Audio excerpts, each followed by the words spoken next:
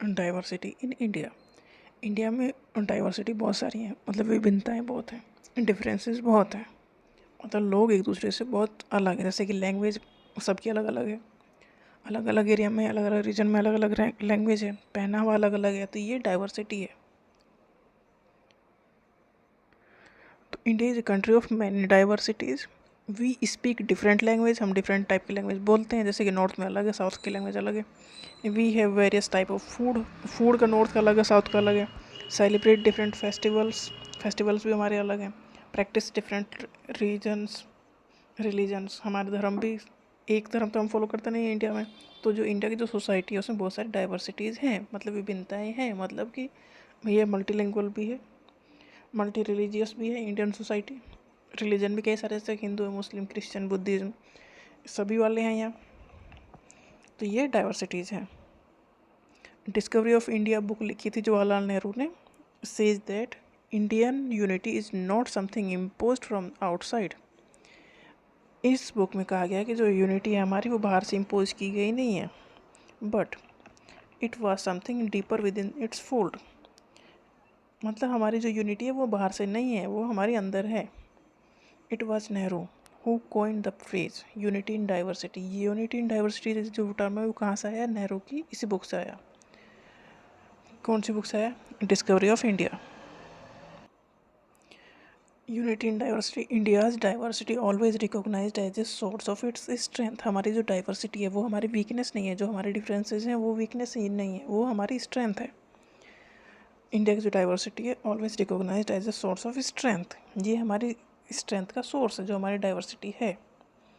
When the British ruled India, जब Britishers का राज था इंडिया पर, women and man from different culture, religious and regional background.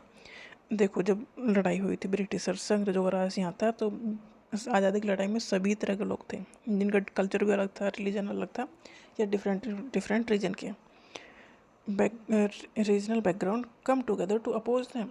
सभी लोगों ने मिलके ब्रिटिशर्स का अपोज किया, सभी ने उनसे लड़ाई की। आज़ादी में सभी का रोल है। तो ये हमारी वीकनेस नहीं, ये स्ट्रेंथ है। इन जलियांवाला बाग को जो दुर्घटना घटी कहाँ? अमृतसर में। वहाँ ये हुआ था, लोग इकट्ठा हुए थे, उन पर गोलियाँ चलाई गई। ब्रिटिश जनरल ने, जनरल डायर थे, उन्होंने गोलियाँ चलाई जो लोग इकट्ठा हुए थे, इंडियंस। तो जलियांवाला बाग में ये हुआ था in Amritsar. A British general opened fire on a large group of unarmed, मतलब जो हथियार लेके नहीं आए थे वो लोग, peaceful people, killing many and wounding even more. Jallianwala Bagh में अगर ब्रिटिशर्स ने, जो लोग इकट्ठा हुए थे वहाँ मीटिंग के लिए, वो कोई हथियार लेके नहीं आए थे, उनके ऊपर गोली चला दी और उन्हें मार दिया। Man and women, Hindu, Muslim, Sikh, rich, poor gather to protest against the Britishers. उसका ये हुआ कि उसके खिलाफ उस सभी को गुस्सा आया कि इस तरह से सब इकट्ठा करके सबको मार दिया। वो तो जब कि कुछ ऐसा कर भी नहीं रहे थे, लड़ाई वैसा कुछ ऐसा भी था भी नहीं। तो उनके विरोध में सभी आए, हिंदू, मुस्लिम, सिख, ये अमीर हो या गरीब हो, सभी ने मिलकर ब्रिटिशर्स का विरोध किया।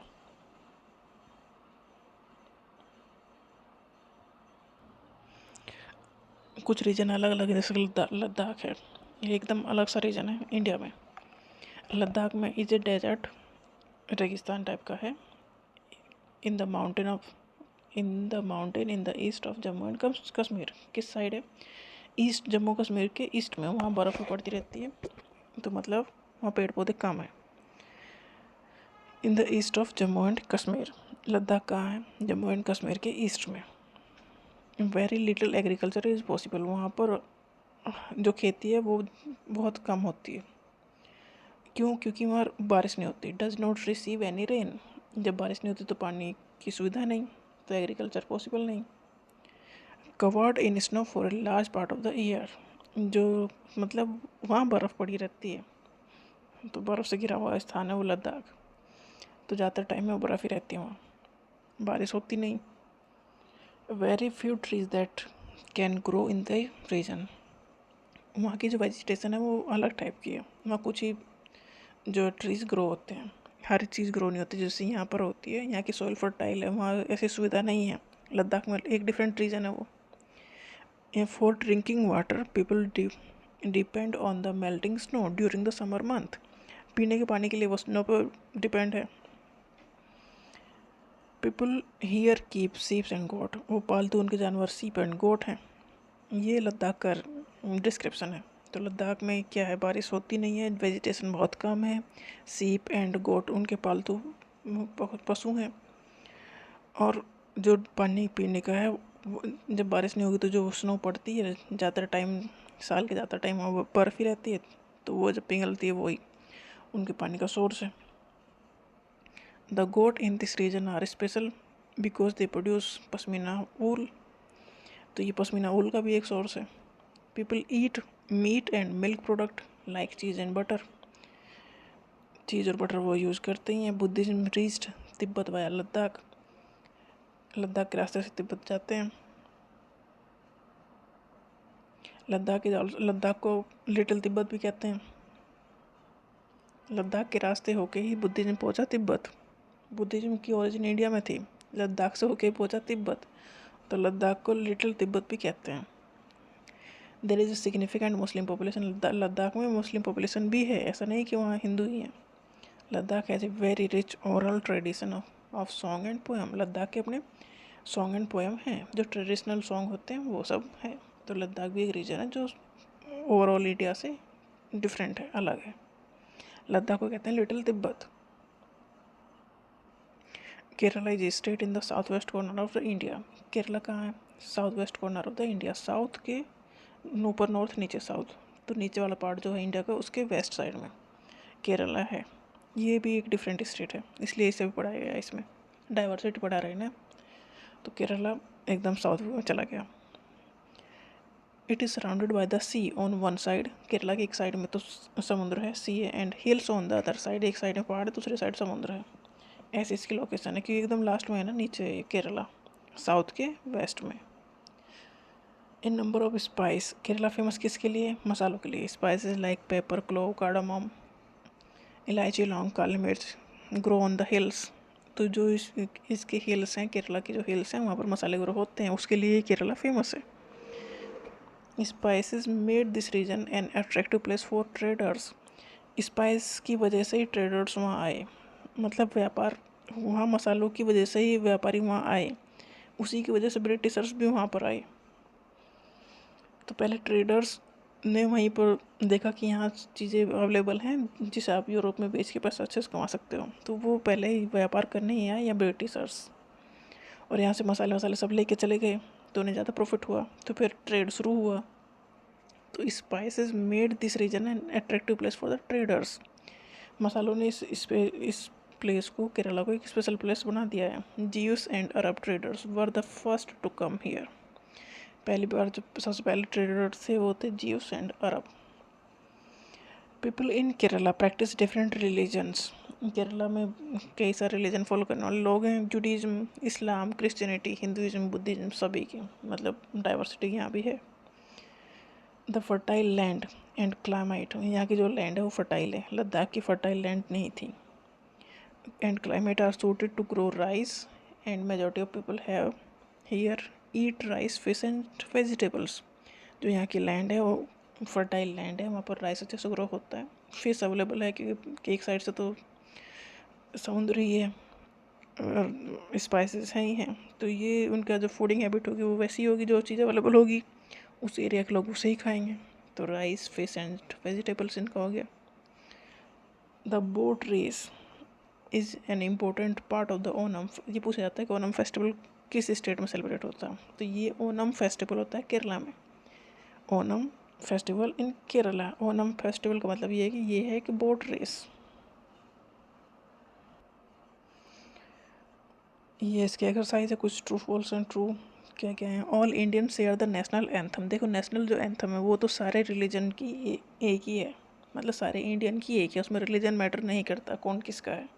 तो नेशनल एंथम तो इंडिया की एक ही है. All Indian share the national anthem, ये ट्रू है क्योंकि नेशनल जो त्यौहार हैं वो सबके लिए हैं, चाहे हिंदू हो, चाहे मुस्लिम हो, चाहे सिख हो, कोई भी हो. All Indian have the same national language.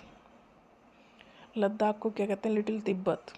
Kerala famous किसके लिए है, कल्टिवेशन ऑफ स्पाइसेस, पसंद मसाले ग्रो करने के लिए. Ladakh is famous for growing ओल ऊल ऊन, ठीक है। पीपल ऑफ केरला प्रैक्टिस करते हैं, पीपल केरला में हिंदू भी हैं, मुस्लिम भी हैं, बुद्धिस्ट भी हैं, क्रिश्चियनिटी भी हैं, तो मल्टी रिलीजियस सोसाइटी केरला की। India is a country of many diversities. India is a country of many diversities का क्या मतलब है? वी स्पीक डिफरेंट लैंग्वेज, जैसे कि हिंदी, पंजाबी, हम अपने अपने रीजन के अलग अलग लैंग्वेज है, तो डाइवर्सिटी तो हो गई। साउथ की अपनी कन्नड़, तेलुगु, तमिल है, तो सब हर एक एरिया के अपने अलग अलग लैंग्वेज है। We celebrate different festivals, Holi, Diwali, Christmas, Eid, हम सबके अपने अपने अलग फेस्टिवल्स हैं, तो ये डाइवर्सिटी है। We eat different type of food, we wear different type of clothes, तो ये सब डाइवर्सिटी तो है। उसके बाद भी यूनिटी है। फिल इन द ब्लैंक से कुछ। एक cast system is a form of inequality. Caste system मतलब एक ही मानते हैं ना, ये नीचे जाति का, ये ऊपर ऊंची जाति का, जैसे ब्राह्मण ऊंचे हैं, शूद्र नीचे हैं, हरिजन जैसे नीचे वाले जाति के हैं। तो ये क्या है? ये इन इक्वेलिटी है, इक्वल जो नहीं है। इन इक्वेलिटी मतलब जो इक्वल नहीं है, इक्वल मतलब बराबर। तो इन इक्वेलिटी की फॉर्म क्या है? Caste system. जाति का जो सिस्टम है, प्रथा है, वो बताती है कि हम सब एक समान नहीं हैं। एक समान नहीं मतलब इक्वल नहीं है। इक्वल नहीं है इसका मतलब क्या है? इन इक्वल है। तो inequality, caste system is a form of inequality. Inequality comes when a person does not have access to resources and opportunities. ये इनइक्वलिटी कब कैसे आई? कि उन्हें उतने रिसोर्सेज नहीं मिली। मान लो उन्हें स्कूल में अलाउ ही ना हो, पहले नीचे जाति को स्कूल में अलाउ ही नहीं करते थे कि तुम्हें स्कूल जाना ही नहीं, मंदिर में जाना ही नहीं, तो ये उन्हें रिसोर्स मिल ही नहीं रहे हैं। इस पढ़ेंगे लिखेंगे तो कैसे आगे बढ़ेंगे फिर वो? तो इनइक्वलिटीज़ कम्स, ये इनइक्वलिटी कैसे आएगी? मान लो किसी को पढ़ाया ही ना जाए, तो वो नौकरी वोकरी कैसे ढूंढेगा? वो तो मजदूरी करेगा ना। तो इस तरह से वो चीज़ें बराबर हो ही नहीं पाएंगी, तो इनइक्वलिटी हो ही जाएगी। बराबर तब होंगे जब बराबर की चीज़ें पाएंगे वो। मान लो सभी बच्चों को स्कूल भेजा जा रहा है, तो वो इक्वल हो गए। और सोचो कि कुछ बच्चों को स्कूल नहीं भेजा जा रहा है, कुछ को भेजा जा रहा है, तो उनमें इनइक्वलिटी आ ही जाएगी, क्योंकि सबका अपना क्या क्या तरीका होगा ना फिर। तो रिसोर्स नहीं मिल रही, रिसोर्स मतलब सामान नहीं मिल रहा है, और अपॉर्चुनिटीज़ नहीं मिल रही हैं। एक countries custom, religion, art and history constitute its culture. Culture में क्या होता है? कल्चर में जो कस्टम है, रिलीजन है, ये सब मिलके कल्चर बनाते हैं। People travelled in search of new land and people. पहले लोगों के पास इंटरनेट तो था नहीं, तो उन्हें पता नहीं चलता था कि कहाँ दुनिया में और कौन कौन कहाँ कहाँ कैसे कैसे लोग रह रहे हैं, तो वो उसके लिए करते थे ट्रैवल। क्यों करते थे? नई दुनिया खोजने के लिए, लोगों को खोजने के लिए। जहाज़ लेके उतर जाते थे पानी में नई दुनिया खोजने के लिए। खोजते खोजते ऐसे ही इंडिया खोज लिया, अमेरिका खोज लिया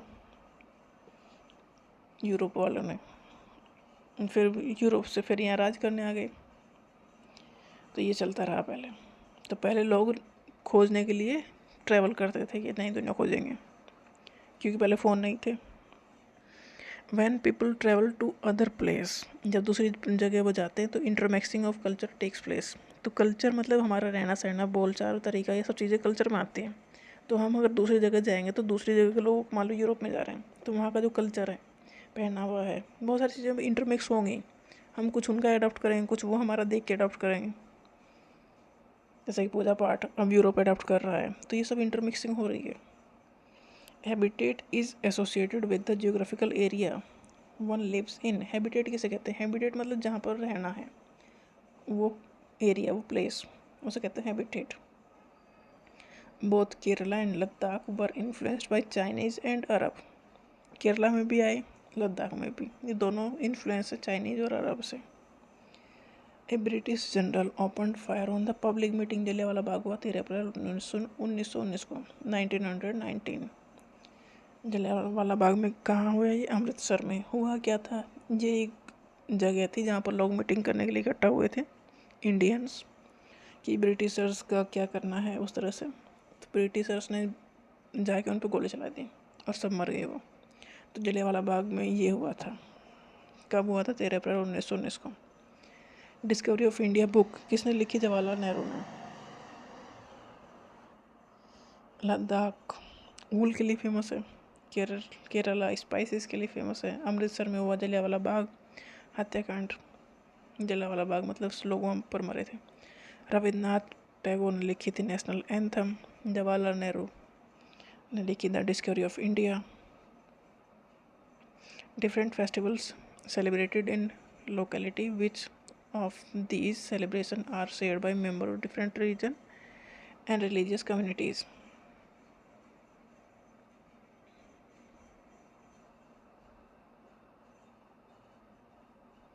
कुछ कॉमन फेस्टिवल्स हैं जैसे कि republic day, independence day and Gandhi Jayanti. ये सभी रिलीजन वाले लोग मनाते हैं क्योंकि ये नेशनल फेस्टिवल्स हैं। रिपब्लिक डे 26 जनवरी, इंडिपेंडेंस डे 15 अगस्त और गांधी जयंती 2 अक्टूबर। ये सभी मनाते हैं, सबके अपने अपने तो हैं ही हैं फेस्टिवल्स। ये इंडिया के फेस्टिवल हैं।